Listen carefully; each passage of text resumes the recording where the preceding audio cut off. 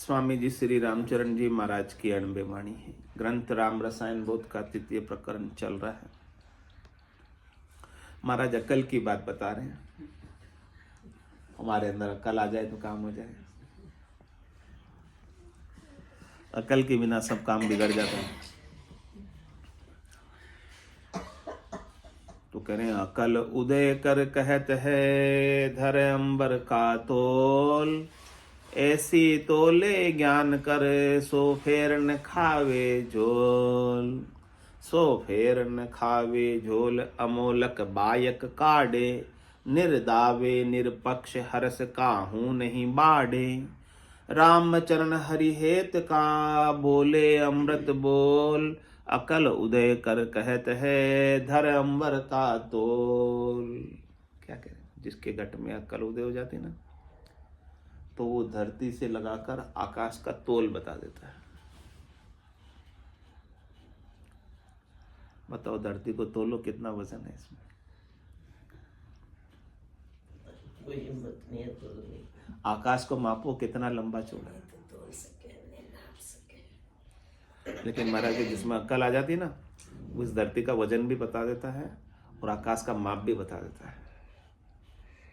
Scientist बता दिया ना कि टोटल आकाश धरती सब चीज कितने वर्ग किलोमीटर में। आकाश का तो नहीं बताया। नहीं बताया। कह रहे महाराज उसका अकल जिसमें आ गई वो इसका तोल बता देगा कि ये धरती भी रहने वाली नहीं है और ये आकाश भी रहने वाला नहीं। ये तोल हो गया इसका। ये धरती भी जाने वाली, आकाश भी जाने वाला, सूरज भी जाने वाला, चंद्रमा भी जाने वाला, वायु भी जाने वाली, पानी भी जाने वाला, इसमें से कोई भी रहने वाला, ये तोल है इसका। इसमें से कोई भी स्थिर नहीं।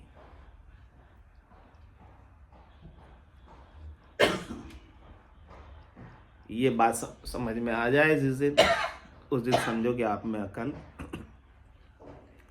आ गई।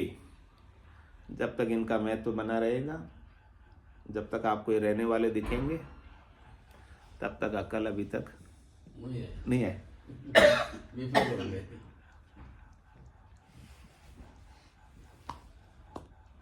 कलर ये बादल और धरती जाने वाली कहाँ पर, तो वहीं की वहीं स्थिर है जी। वो तो घूमती रहती है, अपना कर्म करती है। लेकिन एक टाइम तो इनका भी तो लाइफ है। अरे तो ये नहीं जाएगा तो आप इनको छोड़ के चले जाओगे ना। दो में से एक तो होगा ना, या हमेशा ये रह जाएगी ना आप भी रह जाओगे इनको देखने के लिए? ये बताओ। आपके क्या काम है? रह गई तो आप इसको छोड़ के चले गए तो आपके क्या काम है? रह भी गई तो आपके क्या मतलब की है? आपके मतलब की है क्या? आपने जितनी माया कमाई है उसका आप उपयोग नहीं करते हो तो आपके काम की है क्या?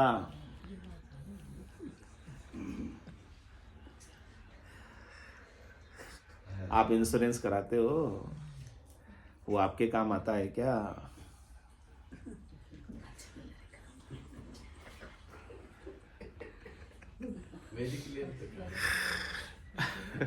मैं लाइफ इंश्योरेंस की बात कर रहा हूँ, मेडिक्लेम की बात नहीं कर रहा हूँ।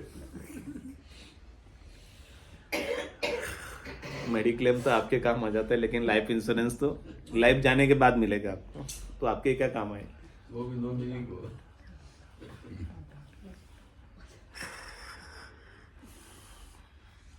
तो महाराज करे अक्ल आई कि नहीं आई?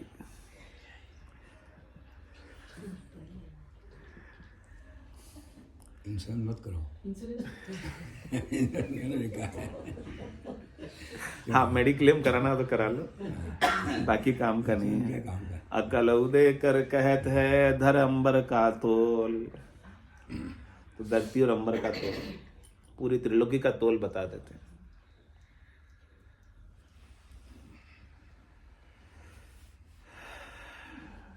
ऐसे तोले ज्ञान करे सो फेर न खावे झोल। जो ऐसा तोल बता देना, धरती और अंबर सब बेकार है, इसमें से कुछ भी आपके काम आने वाला। यानी धरती से लगाकर अंबर तक जितनी भी चीजें आप देखते हो ना, जितने भी सुख आप लेते हो ना, वो कोई सुख आपके काम के ये बात जिस दिन समझ आ जाएगी उस दिन फिर झोल नहीं खाओगे।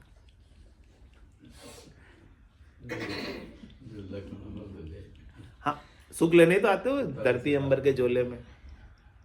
धरती के झोली में क्यों आ पड़ते हो अंबर से?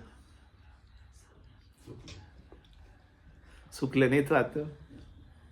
जिस दिन ये तोल समझ में आ गया कि ये सुख सब क्षणिक है, नाशवान है, थोड़ी देर के हैं, मेरे काम के नहीं है, मैं इनसे कभी सुखी नहीं हो सकता, थोड़ी देर के लिए हो गया लेकिन फिर दुख आ जाएगा, ये तोल समझ में आता है क्या?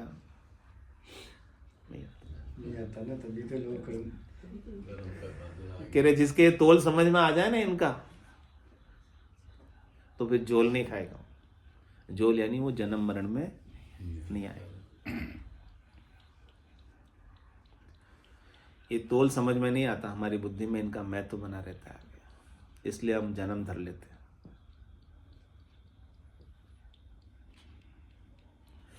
सो फेर न खावे झोल अमोलक बायक काढ़े। जिसकी बुद्धि में इतनी स्पष्टता आ जाए, इतनी क्लियरिटी आ जाए, ऐसी समझ आ जाए, तो उसके वायक कैसे होंगे? अगम देश के वायक होंगे, अणवे के वचन होंगे, निश्चिंता के वचन होंगे, निशोक के वचन होंगे, निर्भय कर देने वाले निर्भय पद की प्राप्ति के वचन होंगे। ऐसे अमोलक वचन होंगे। अगम देश की अणबे ऐसी, सुनता ही सुख आवे, गर्जे सबद सुधारस बरसे, भरम करम सब ढाम। तो फेर न खावे झोल अमोलक बायक काढ़े। जिन्हें स्पष्टता है ब्रह्म की, जिन्हें स्पष्टता है तत्व की, जिन्हें स्पष्टता है केवल्य की, उनके वायक, उनके वचन अमोलक, हीरे से भी महंगे हैं। अतोल है, अमाप है, अथाप है, अगाध है, अनंत अपार है। और जो ऐसे हो जाते हैं, जिन्हें ऐसा ज्ञान हो जाता है, महाराज कहते उनकी स्थिति कैसी हो जाती है? निर्दावे, निरपक्ष, हर्ष काहू नहीं बाड़े। निर्दावे का क्या मतलब? अपने सुख के लिए किसी पर अधिकार नहीं जताता। कोई दावा अपने सुख के लिए नहीं करता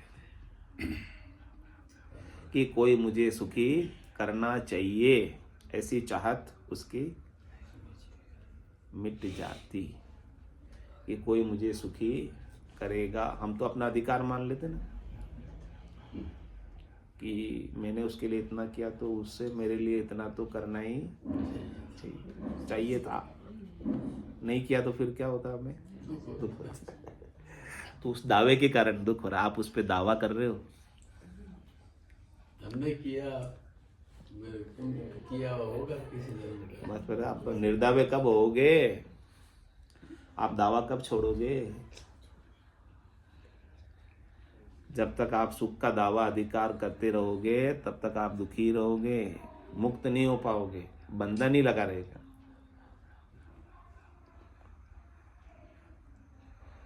और कह रहे निरपक्ष, आप किसके पक्ष में रहते हो?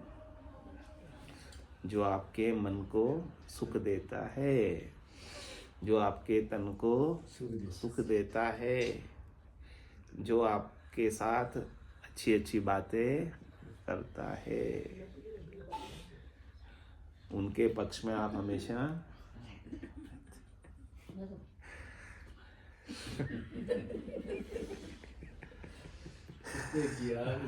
और जो आपके विरोध में बोलता है उनके आप विपक्ष में रहते हो।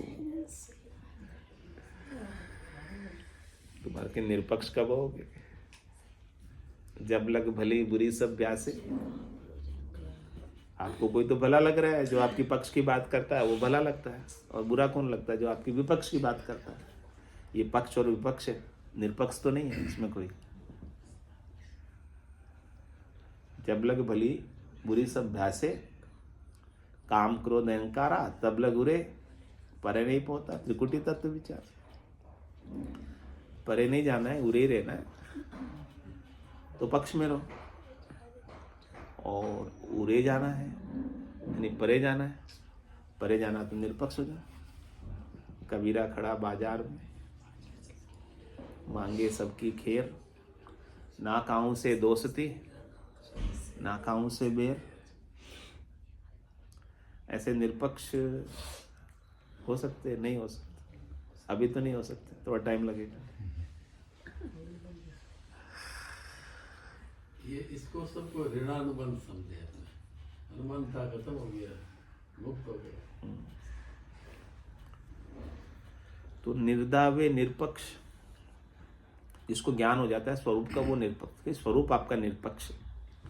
मन आपकी, बुद्धि आपकी, चित्त आपका, अहम आपका, शरीर आपका, ये पक्ष में रहेगा हमेशा। जो उनको सुख पहुंचाएंगे उनके लिए अच्छा बना रहेगा, जो उनको दुख पहुंचाएंगे उनके लिए बुरा बना रहेगा।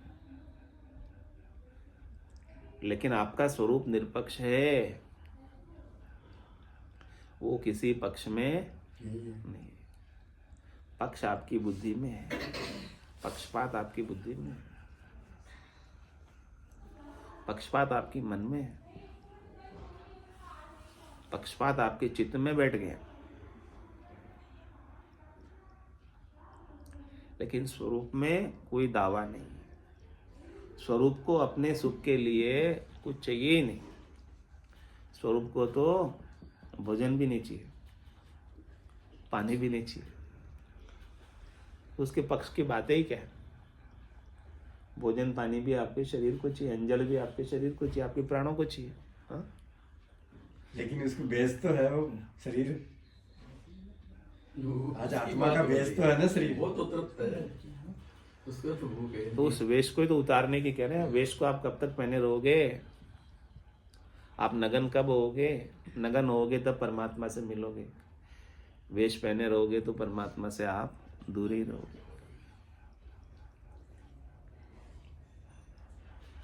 नंगा खुदा से चंगा।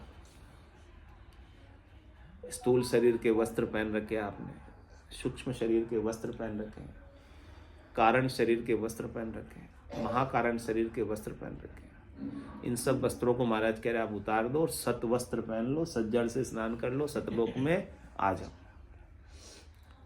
सत्र के वस्त्र वो जिसे कभी उतारने पड़े ही नहीं।